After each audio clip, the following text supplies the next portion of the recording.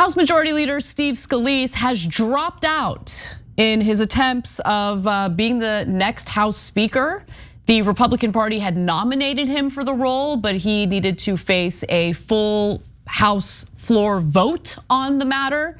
And the opposition to Scalise had been hardening since yesterday.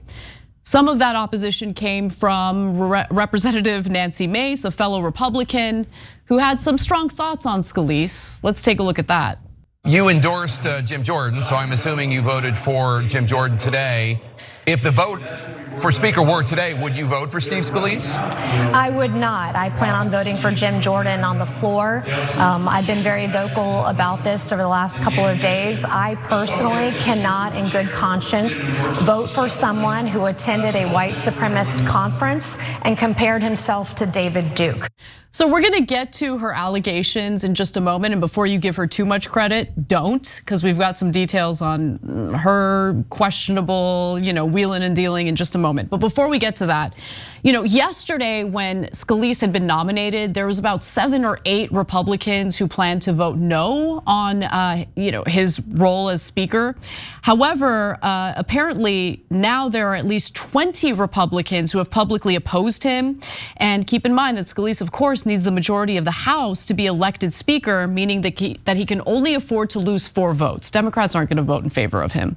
So it does appear that he has dropped out because he doesn't have the votes. And so the chaos within the Republican caucus continues, within Congress continues, because without a Speaker, the House can't really do anything. They can't pass legislation. It's not like they were really planning to anyway. So, Cenk, what are your thoughts? Yeah, so Nancy Mace is such an interesting conundrum. And if you follow politics really closely enough to know how much she waffles and how schizophrenic she is, first of all, you watch too much politics. Okay, no, I love you for that. That's great. That's what I do. But you might be wondering, what? I don't get her, right? So like going all the way back to, she criticizes Trump, and then she goes and does a fawning video in front of Trump Tower to kind of kiss his ass. And then she goes back to criticizing Trump. She votes with the extremist 8 that took down Kevin McCarthy. But then she's worried that Steve Scalise is too extreme and a white supremacist. But then she's backing Jim Jordan, who's more extreme than Steve Scalise. So what in the world's going on with Nancy Mace? Well, the answer is she's in a district that is very difficult. She has to win the primary, and in order to win the primary, you gotta kiss Trump's ass, you gotta go with the extreme 8, you gotta do all that stuff.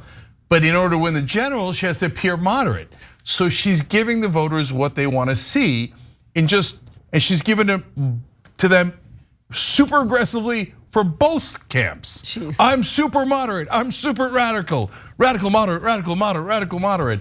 How do I win the primary and then win the general in this district? And how about, I have a revolutionary idea. Like, you have your own opinions and you're honest with people, and then see if they like you. And if they don't, it's okay. Like, there's a lot of great jobs in the world, right? But no, power, precious, precious. That's why she's all over the board like this. In terms of Scalise, the more important story, right? Everybody thought Scalise was going to be the Speaker of the House.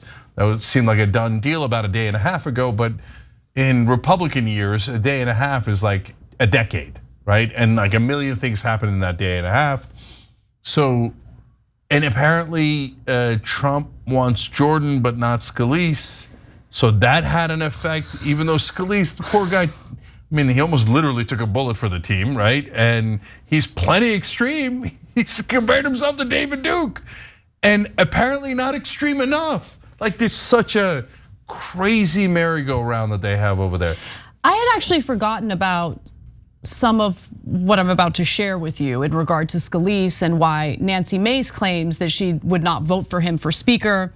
So Stephanie Grace, who's a Louisiana political reporter and columnist, described what Scalise said to her the very first time they met. Scalise told me he was like David Duke without the baggage.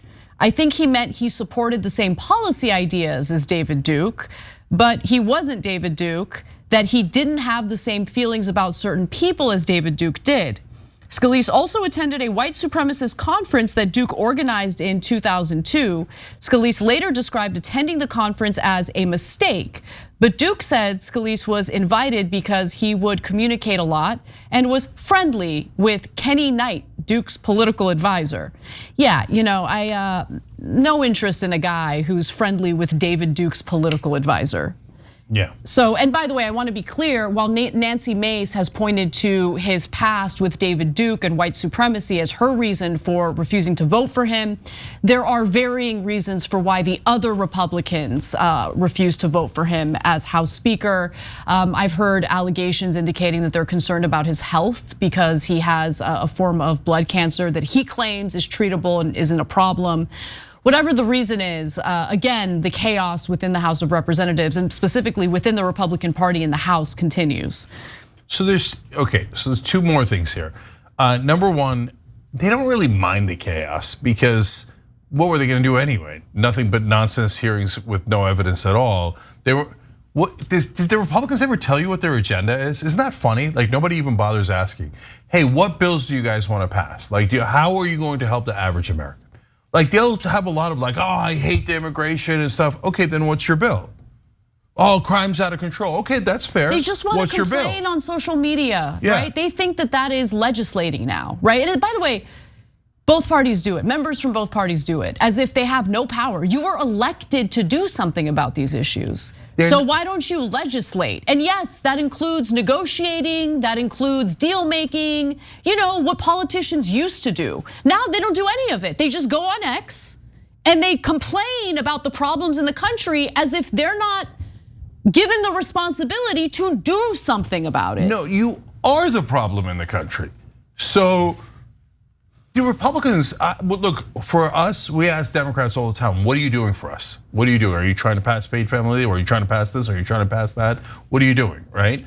And we ask that not only of the corporate Democrats, but we put pressure on the progressives to actually have a plan, to try to find a way to pass something. A long conversation with Congressman Ro Khanna about how do you actually execute this when you're in the minority in the House, et cetera, right? We make those demands. Republicans, do you make any demands of your legislators other than to hate the other side? Like, why do you don't have to like the bills we like. Like if you're I'm giving you a layup here, like crime, right? You guys hate crime. Okay, that's fair. Why don't you ask them to pass something? They're not even trying to pass a single bill. They don't care. It's all about their ego. It's all about who's gonna get more famous on social media, who's gonna have the top podcast. Come on, this is embarrassing, man. Okay, now the second point is the Republicans in trying to choose a leader are in a similar bind as Nancy Mace. It's different in that her district is generally moderate, so she has to be a radical to win the primary, but a little bit more moderate to win the general election. That's not the conundrum for the Republicans in the House. The conundrum is they have to be radical to appease their base, but they also have to pay off their donors. And their donors don't want them to do anything. Their donors are thrilled with the status quo. They're like, don't touch a thing. We're at the very top. We're just milking the whole system for everything they got. So how do they solve that riddle? Well, they solve it by doing fake hearings, doing all the soap opera, and just keeping, it looks like everybody's busy. Oh my God, there's all these votes in the House. There was 15 votes on the Kevin McCarthy speakership, but they're not actually voting on anything real.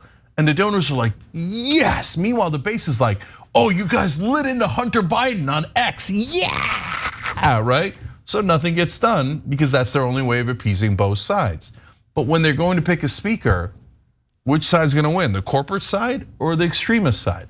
And it looks like they just can't make up their mind. So this merry-go-round's gonna go around for a lot longer. Finally, I wanted to mention that like Nancy Mace is not some innocent person who is basically finding members of her party problematic because of ties they've had with various individuals, including David Duke. Remember, there are numerous people who were wrestlers at a time, I think it was Ohio State University, when Jim Jordan was an assistant coach. The head coach of the wrestling team was accused of sexual misconduct by multiple wrestlers. It was apparently an open secret. There are allegations that Jim Jordan knew about it, that numerous wrestlers had talked to him about it specifically, and he didn't want to do anything about it. When Nancy Mace was asked about that situation. Here's how she responded. I know you've been outspoken about defending victims of sexual assault due to the past allegations against Jim Jordan that he turned a blind eye to sexual abuse. Give you any reservations? I'm not familiar or aware with that. He's not indicted on anything that I'm aware of, and so I don't know anything and can't speak to that. But I will say that I have been, as you said, Margaret, I don't know anything, and I don't know anything about that. What I do know is that I've been a very strong voice for women. I've talked to Jim Jordan and Steve Scalise about that. I've been a very strong advocate for rape victims, as you mentioned earlier.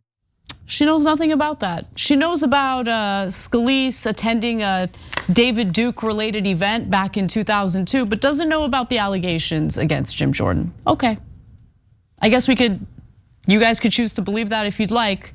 I don't believe that, but that's just my opinion. Of course she does. Yeah. Plus, you never heard that giant scandal in the House. You never bothered to look it up. Okay, if you say so. Thanks for watching the video, guys. We also love it if you hit the join button below, because that makes you a member, and members allow us to be independent, honest. We can be as progressive as we want, no corporate media influence, and that's all because of you guys. We love doing the show with our members. Hit the join button, become one of the Young Turks.